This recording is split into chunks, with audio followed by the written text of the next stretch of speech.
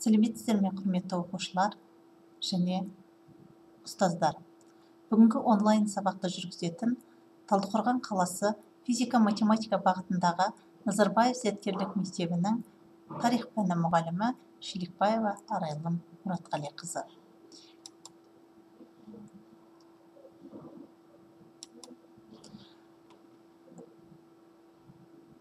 Сабағымызды бастамас бұрын мен сіздермен ең алдымен психологиялық серпіліс жүргізгім келіп отыр. Құрметті оқушылар, сіздер бізге әлі кішкентай болып көрінгендеріңізбен, бірақ сіздер өздеріңізге өте ақылды, салмақтымын деген сеніммен қарайсыздар. Сондықтан мен сіздерге мынандай кеңес бергім келеді. Нені тез орындау көзделсе, қандай жағдайлар кездеспесін орындай біл. Орындайтын ісіңді жақсылап орында. Ұмытып қалғаныңды еске түсіруге тырыс. Ақыл ойыңды, барлық күш-жігеріңді тек іске жұмсай біл деп айтқан екен Лев Николаевич Толстой. Осы сөзді негізге ала отырып, барлық күш-жігерлеріңізді сабаққа жұмсайды деген сенімдемін. Сабағымызды жалғастыратын болсақ, ең алдымен мынандай тапсырмаға көшейік. Қызығушылықты ояту. Яғни, бұл жерде мағыналы құрылымдық қабаттар жаттығуы орындалады. Құрметті оқушылар, төмендегі суреттерге назар аударыңыздар.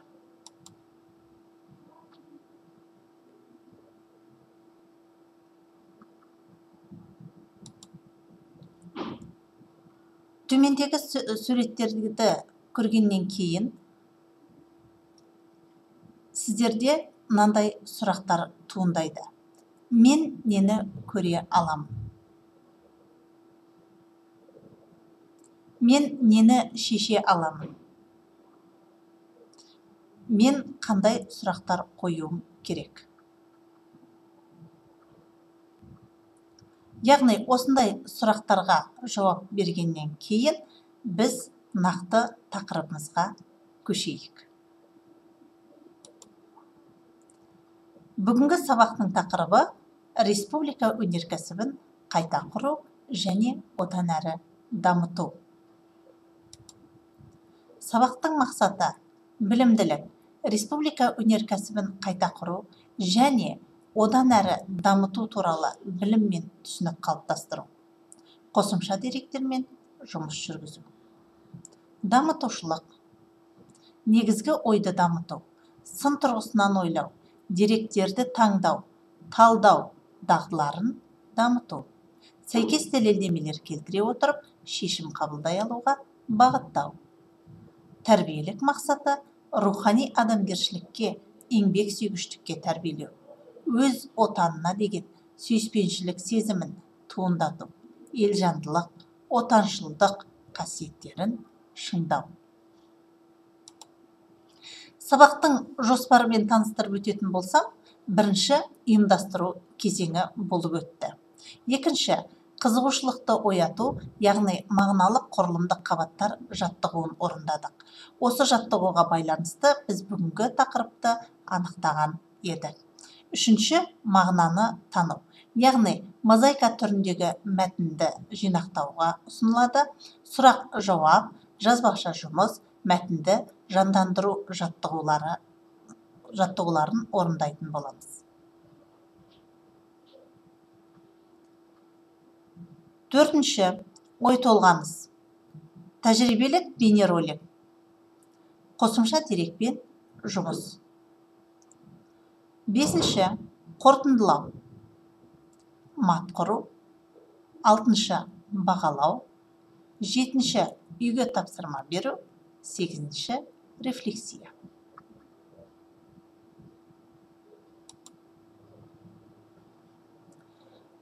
Күтілетін нәтижелер. Бірінші, республика өнеркәсібін қайта құру мен одан әрі дамыту туралы білім мен түсінік қалыптасады. Екінші, алған білімін тәжірибеде қолдануды үйренеді. Үшінші, алған білімдерін сараптай, талдай отырып, қосымша білімді меңгереді. Төртінші, сын тұрғысынан ойлай алуға дағдыланады. Бесінші, өз бетінше шешім қабылдап, дәлелдемелер келтіреді, қорытынды жасай алады.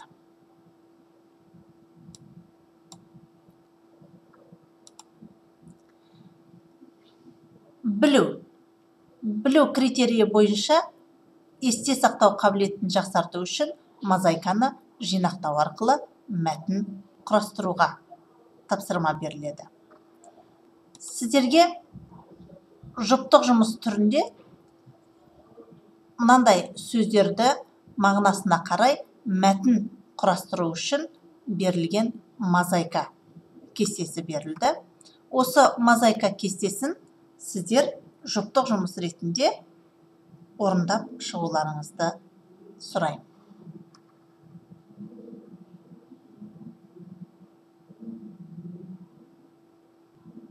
Жұптық жұмысты орындап болған болсаңыздар, оның жауабы қандай дегенді көрейік. Жауабында мозаиканы құрастырылғанда мынандай мәтін шығуы қажет. 1950 жылдардың қарсаңында Қазақстан өнеркәсібінің отын, энергетика, металлургия, машина жасау, химия өнеркәсібі, құрылыс ісі, тамақ өнеркәсібі, көлік және байланыс саласы жақсы дамыды. Бірнеше ірі шахталар, зауыттар мен фабрикалар іске қосылды. Республика өнеркәсібі соғыстан кейінгі жылдарда үлкен жетістіктерге жетті.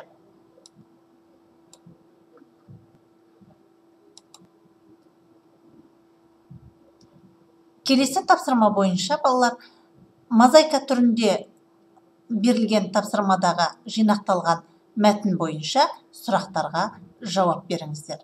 Бұл жерде сіздерге негізгі 3 сұрақ беріліп отыр.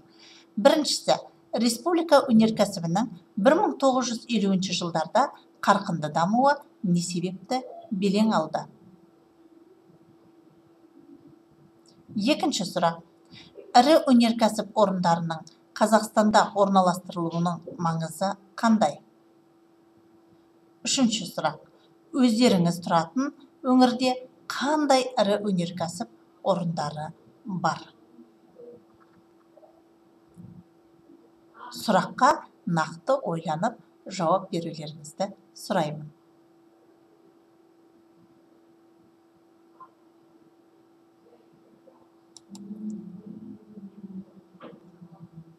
Түсіну критерийі бойынша алынған мәліметтерді қайта қарастыру және оған сипаттама беру үшін жазбаша жұмыстар жүргізу. Сіздерге жазбаша түрде оқулықтан мынандай тапсырма беріледі. Бұл тапсырманы оқулыққа сүйене отырып жасаңыздар. Яғни, сөйлемдер беріліп отыр балалар. Осы сөйлемдердегі сызықшаның орнына қажетті сөздерді оқулықтан тауып қоюларыңыз керек. Яғни, сөйлемдерді жалғастырып жазуларыңыз қажет.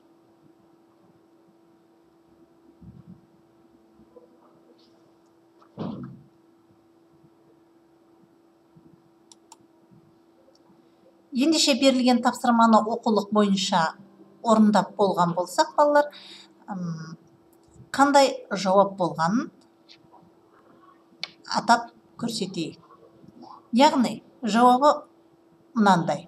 1950 жылдары отын энергетика саласы бойынша Алматыда, Құлсарыда, Өскеменде су электр станциялары, Жезқазғанда жылу электр станциясы орталығы салынды.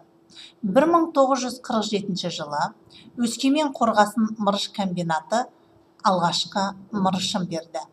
1960 жылдарда республикада химия өнеркәсібі пайда болып, дами бастады. Ауыл шаруашылығы ішкі шикізатының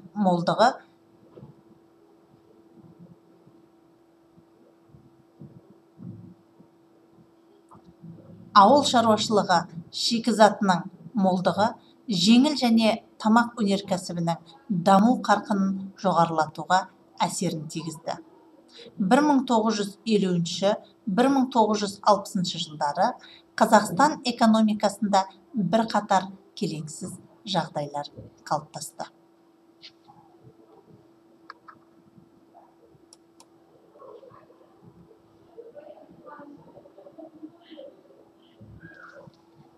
Келесі тапсырма бойынша сіздерге мынандай мәтінді жандандыру тәсілі бойынша тапсырма беріледі.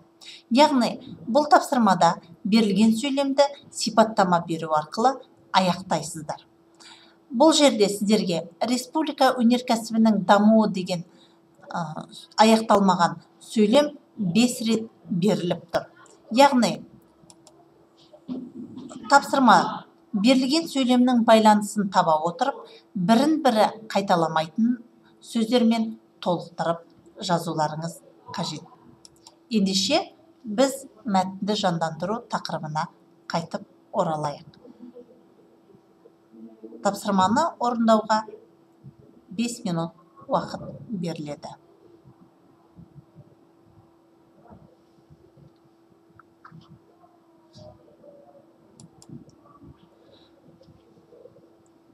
Мәтінді жандандыру тапсырмасы бойынша орындаған болсаңыздар, бұл жерде қандай мүмкін болатын жауаптар болуы керек. Бірінші, республика өнеркәсібінің дамуы экономиканы қайта құруға және дамытуға өз әсерін тигізді. Екінші, республика өнеркәсібінің дамуы ірі қалалардың бой көтеріп, жұмыспен қамтуды жақсартты. Үшінші, республика өнеркәсібінің дамуы миграциялық шараларды күшейтіп, халық санын арттырды. Төртінші, республика өнеркәсібінің дамуы Қазақстанның аса бай табиғи ресурстарынан айырылып қалуына септігін тигізді. Бесінші, республика өнеркәсібінің дамуы қоршаған ортаның ластануына, экологияның бұзылуына әкеліп соқты. Мінекей балалар, ендеше мүмкін болатын жауаптар осындай болады екен.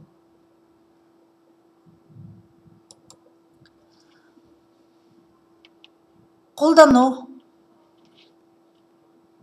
критерийі бойынша алған білімдеріңізді шешім қабылдай отырып дәлелдемелер келтіру арқылы көрсету.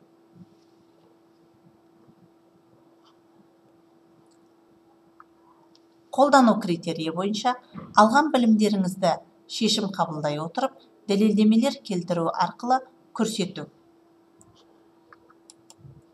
Қолдану критерийіне байланысты мынандай тапсырма беріледі. Зауытты қай жерге салған тиімді? Сіздерге зауыттың суреті беріліп тұр, балалар. Ендеше мынандай тапсырманы орындауымыз қажет. Сіз алғаш рет металлургия зауытын салуды ұйғардыңыз. Ол үшін сізге зауыттың құрылысын жүргізетін орын таңдап алу қажет.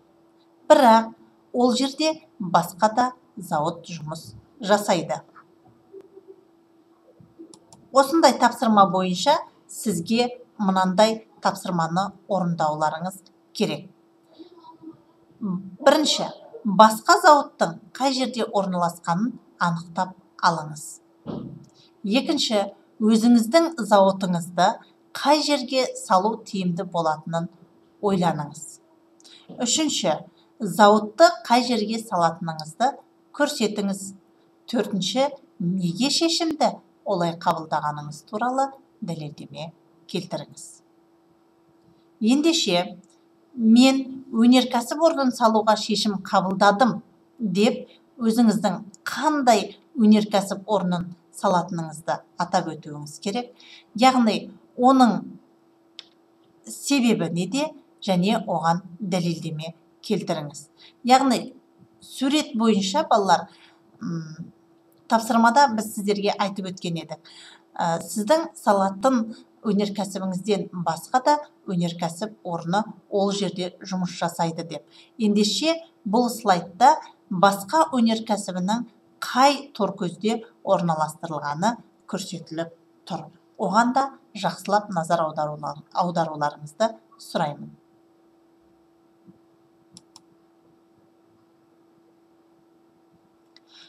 талдау және сыни ойлау. Бұл критерий бойынша алған білімдеріңізді сараптай, талдай отырып, одан әрі дамытудың жолдарын көрсету.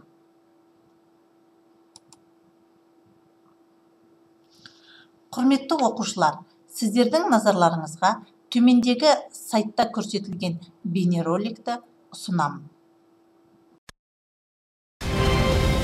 Индустрияландыру картасына енген жобалардың 4/1 бөлігі химия және металлургия өнеркәсібіне тиесілі. Қос салада 2,5 триллион теңгенің 115 жобасы шоғырланған. 90 мыңға жуық жұмыс орны ашылды. Өткен жылы химия саласындағы еңбек өнімділігі 3 есе, экспорт көлемі 2 есе өсті. Ал металлургиядағы еңбек өнімділігі 1,5 есе, экспорт 3 есе артқан. Аммиак, азот қышқылы, мүсәтір селитрасы өндірісін қайта жаңғырту. Жоба құны 5 миллиард 610 миллион теңге. Кәсіпорынды жаңғырту арқылы мүсәтір өндірісі 50%-ға, еңбек өнімділігі 1,5 есе артады. Болашақта зауыт ішкі нарықты азот тыңайтқышымен толық қамтамасыз етіп, экспорт көлемін ұлғайтады. Өндірістік газ өндіретін кешен құрылысы. Бұл шетелден тікелей инвестиция тартудың және қазақстандық мазмұнды арттырудың жарқын мысалы. Жаңа кешен іске қосылғанда оттегі азот аргон өндірісі артады. Ұжымдық концентраттар өндірісі. Жоғарғы технологияға негізделген металлургия өнеркәсібін дамытатын жалғыз жоба. Кәсіпорын сирек топырақта металл өндірісін қолға алды. Осы арқылы елімізде минералды ресурстарды қалдықсыз өндіру жолға қойылып, экологиялық қауіпсіздік қамтамасыз етіледі.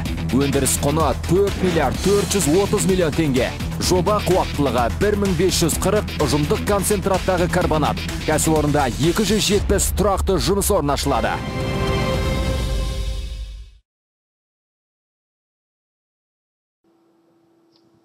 Ендеше, бейнероликке назар аударған болсаңыздар, жұмысымызды әрі қарай қосымша дерекпен жұмыс жүргізумен жалғастыратын боламыз. Бұл жерде сіздерге Mingof.kz сайтынан алынған қосымша дерекпен жұмыс беріледі. Яғни, бұл жерде сіздерге қысқаша қосымша деректен алынған мәліметтер беріліп отыр.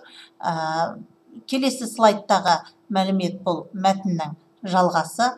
Енді, балалар, бұл мәтін бойынша біз жұмысымызды қалай жалғастырамыз деген сұрақ туындайды. Біз бұл тапсырманы орындау үшін мынандай тәсілді қолданатын боламыз. Қазақстанның қазіргі химиялық өнеркәсіп және кен металлургия кешенінің дамуына PEST талдау жасау. Яғни, PEST талдау деп отырғанымыз ол қосымша дерекке саяси, экономикалық, әлеуметтік, технологиялық тұрғысынан талдау жұмыстарын жүргізуді ұсынамын. Мәтінді қолдана отырып, қосымша деректен алынған жұмысты сіздер саяси, экономикалық, әлеуметтік, технологиялық тұрғысынан фактордың әсері, оң әсері немесе теріс әсерін жазып шығуларыңыз керек. Немесе факторды пайдаланудың жолдары, оң әсері және теріс әсерін көрсетулеріңіз қажет. Бұл кестені толтырып болғаннан кейін сіздер жұмысты әрі қарай мынандай тапсырма бойынша жалғастырасыздар. Қазақстанның қазіргі химиялық өнеркәсіп және кен металлургия кешенін дамытудың жол картасын толтыруымыз керек. Бұл жерде үлгі ретінде берілген, яғни бірінші қандай шараларды атқаратынымызды белгілеп алуымыз керек біз. Ол шараларда кімдер атқарады, оған кімдер жауапты болады, оны анықтап алуымыз керек. Одан кейін атқарылатын шаралар қандай формада орындалады және оның орындалу мерзімі қандай деген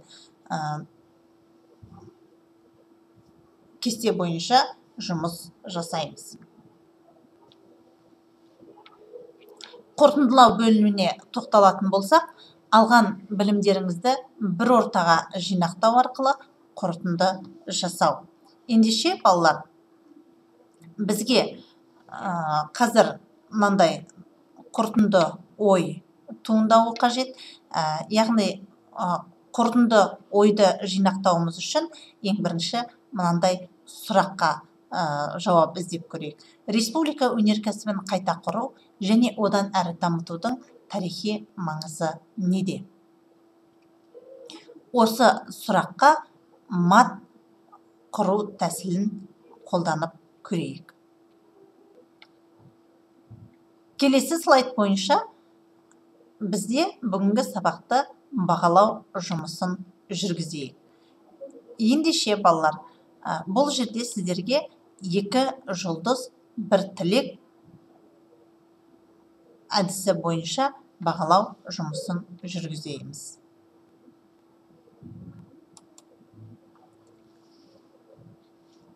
Сабақтың соңғы жағына келетін болсақ, қазіргі кезеңі бізде рефлексия, яғни сіздер мынандай 3 түрлі жағдайда өздеріңізге рефлексия жасауларыңыз керек. Яғни сабақ бойынша сіздерге ұнаған жағымды әсері қандай болды, сіздерге түсініксіз жағымсыз әсері қандай болды, немесе білуге қызықтыратын мәселе туралы қандай ұсыныстарыңыз бен сұрақтарыңыз бар болатын болса, оны да жазып көрсетулеріңізге болады.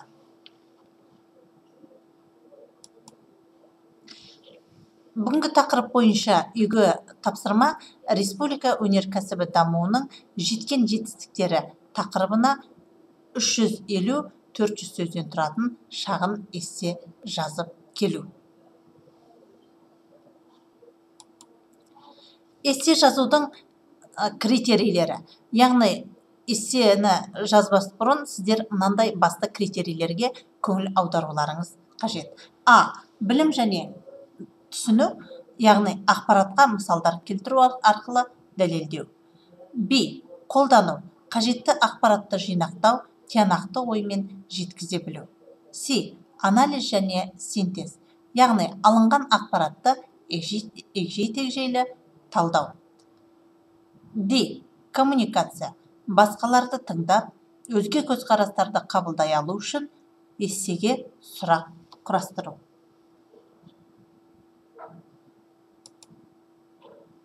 Бүгінгі сабақта қолданылған әдебиеттер Қазақстан тарихы жалпы білім беретін мектептің 9-шы сыныбына арналған оқулық.